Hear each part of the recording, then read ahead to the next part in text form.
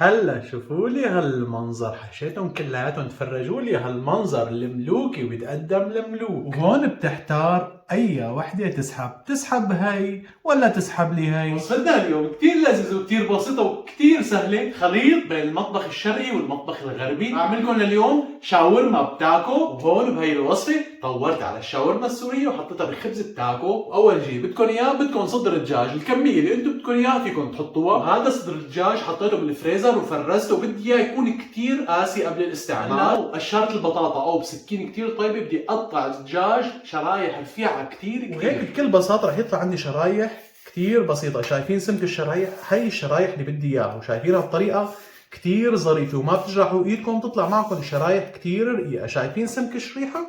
هذا السمك اللي بدي اياه. اذا لقيت طريقة كتير ملبكتكم فيكم تعملوها بالسكينة كمان، ما في عندكم مشكلة ابدا. بس شوفوا لي هالمنظر، شوفوا قطع الدجاج قديش رفيعة وظريفة ومرتبة وكلها قياس واحد. قلت لكم لازم يكون دجاج كتير منيح مفرز لحتى يطلع معكم بهي الشرايح. شوفوا لي هالشرايح عم تطلع وكأنه على الصيخ عم نقشرها. وشوفوا هالطريقة ما اسهلها وما هلا ابسطها. هيك بعد ما قطعت الدجاجات كلياتهم، شوفوا لي هالمنظر، قولوا نازلين عن الصيخ. هلا رح نجي لأهم مرحلة بهي الوصفة، رح نتبلها تتبيلة الشاورما السورية الأصلية 100%. فانتبهوا كتير منيح للبهارات أو اكتبوها على بودرة ثوم، حلبة مطحونة، بابريكا حلوة أو حارة على ذوقكم، فلفل الأبيض، هيل مطحون، زنجبيل مطحون، نص معلقة صغيرة من ورق الغار المطحون، نص معلقة صغيرة من جوزة الطيب. رح نزل هاي البهارات كلها فوق الدجاجات بسم الله بهذا الشكل الظريف. رح اضيف عليهم كمان معلقة كبيرة من الخل الأحمر ومعلقة كبيرة من عصير الليمون. وعليهم بسم الله. ومكون كتير أساسي بهاي الوصفة هو الصويا صوص، كمان رح أحط شي معلقة صغيرة من صويا صوص، إذا متوفرة عندكم حطوها، نصيحة مني لكم. وعليهم بسم الله. آخر شي رح أضيف عليهم معلقتين كبار من الزيت النباتي. وعليهم بسم الله. هلا شمروا لي عن زنودكم واخلطوها كلها مع بعض. رح نخلطها كلياتها مع بعض بسم الله. شوفوا لي هالمنظر، امانه عليكم. شوفوا لي هالشاورما اللي بتشهي القلب، يعني شغله فوقانيه. وريحه التتبيله يا جماعه الخير تاكلوها هيك بدون ما تنشوى، بتشهي القلب. هلا بعد ما خلطتهم كلياتهم مع بعض طلعت الريحه اللي بتشهي القلب. فيني بيتهم ليله كامله بالفريزر واعملهم تاني نهار، وفيني اشتغل فيهم يعني حوالي ساعه زمان ريحهم واشتغل فيهم على الحالة. هلا رجعنا لكم بعد حوالي ساعه زمن، طلعناهم من الفريزر وهلا رح نروح نشويهم بطريقه غير شكل. هلا بالوقت اللي عم تحمى فيه عندي الصاجه، حبيت ارجيكم خبز التاكو. هذا هو خبز التاكو اللي بدنا نحشي فيه سندويشاتنا ويطلعوا بالشكل اللي بشهي. وهلا وعلى صاجه حامي مثل هي ما رح ضيف ولا اي شيء، لا زيت لا سمنه ولا زبده ولا اي شيء. رح نزل دجاجاتي بسم الله. اسمعوا لي هالطشه، بدي اتركهم بدون ما احركهم مشان ما تطلع ميه الدجاج عندي ولا حركه نهائي. هيك بهذا الشكل ليعطوني اللون الابيض على اول وجه، بعدين بقدر اقلبهم على الوجه الثاني. مر عليهم 5 دقائق بس، شايفين لونوا وصاروا بهذا اللون، يعني على الوجه الاول صاروا مستويين تماما. هلا بقدر اعمل لهم قلبه. شوفوا كميه السوائل اللي طلعت كثير بسيطه. رح نعمل لهم قلبه بسم الله. شايفين؟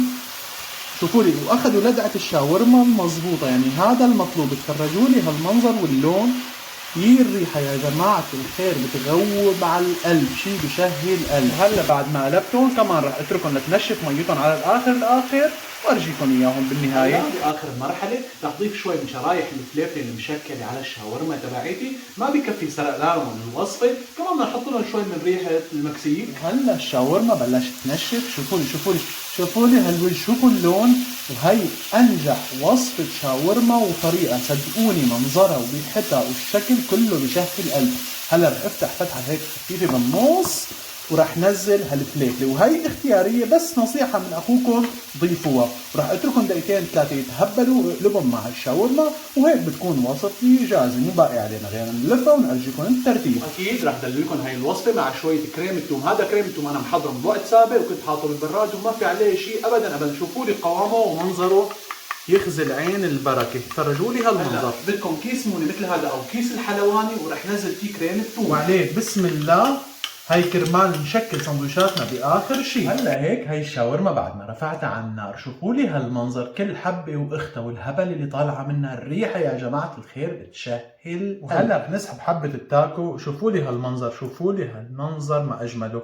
وراح نجيب من هالشاورما تبعيتنا هيك وندلل ونحط بقلبها بحشيها حشي. تفرجوا لي هالمنظر، منظرها بشهي القلب. وراح احط لك كمان حبه فليفله هيك بهذا المنظر الظريف. واكيد دللوا لي اياها مع شويه مخلل خيار بهذا هالمنظر المرتب، شوفوا لي هالمنظر ما احلى. اكيد رح نحط لها كريم هالثوم هيك على وجهها، يا عيني شوفوا لي هالمنظر المدلل. وممكن اكيد دبس هالرمان، اعتبروا لي اياها سوريه بس بخبز التاكو. هلا شوفوا لي هالمنظر اللي بيشهل المنظره بيفتح النفس. هلا ما زال لفيناها رح لكم تعالوا لعندي على اهم مرحله بكل هالفيديو، وعن جد شوفوا لي هالمنظر. فوتوا لقلبها، شوفوا لي اياها قديش مسقسقه ومنظرها بشهي القلب. يعني هاي بتروح بلقمه وتدعوا لي. رح روح فيها على جواني وعلى الحارك والا بسم الله.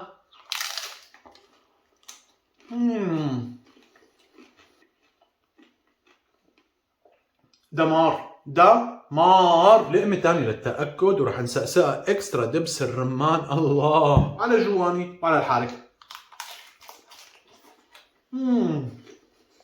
هلا بتمنى تكون عجبتكم الوصفه واستفدتوا. اذا عجبتكم مثل العاده انزلوا على كعب الفيديو في 3 شغلات: اللايك والشير والاشتراك. كبسونا عشوائي منكم من هون الطريق. بنشوفكم الفيديو الجاي.